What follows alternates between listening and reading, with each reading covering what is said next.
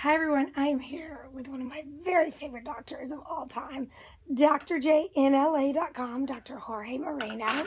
I just had a conversation with Ben Allen today because he had a Q&A session in my town, and I think we actually made some progress demonstrating some data that perhaps he wasn't familiar with. He's a co-sponsor of the bill, SB 277, that the way the bill is currently written will take away all exemptions in the state of California, I know, except for the medical exemption. Can you describe for a legislator what your personal experience, you've been a doctor how long now? 20 years. You've been a doctor 20 years. 20 years.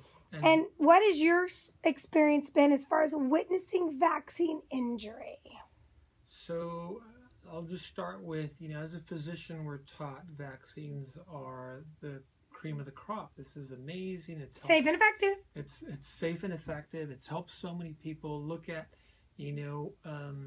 all these diseases, measles, mumps, chickenpox, polio, that we eradicated with the vaccines. But I have seen literally hundreds of moms that come in and say, my child was developing normally, crawling, good eye contact, starting to talk, maybe 12, 14, 16 months, everything's working perfectly fine, and they get a vaccine. A lot of moms, I would say the majority of the moms that I've heard, say it was the MMR, that something happened. Now their child lost eye contact.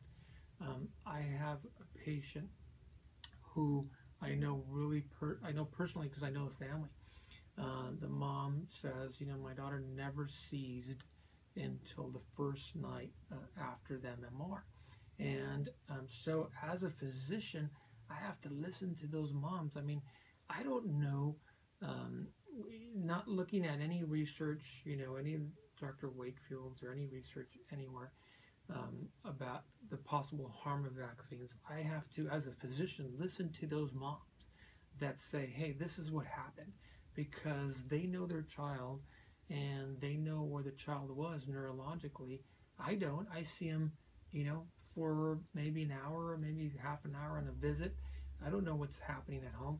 And it's so imperative for me as a physician to listen to those moms that are saying, hey, this is what happened, and for me to learn from that. And it's been hundreds of moms that have said that to me in my 20 years experience, and I feel that I have to be attentive to that. And do you have any reason, based on your exams and based on the observation of these mothers, to believe that they're making it up? Never. And no, not at all. Okay. I mean, I don't think there's one mom that I've ever seen that had this question, or this comment about the connection to the vaccines that ever seemed odd or seemed, like she was making something up. I mean, actually, the one that I just mentioned, this is an ER doctor as a family, the father. The ER doctor's a family, the father, and he's like, this didn't happen from the vaccines. The mother's an ER nurse. She's like, wait a minute, I know my daughter, she never had seizures before this. It's,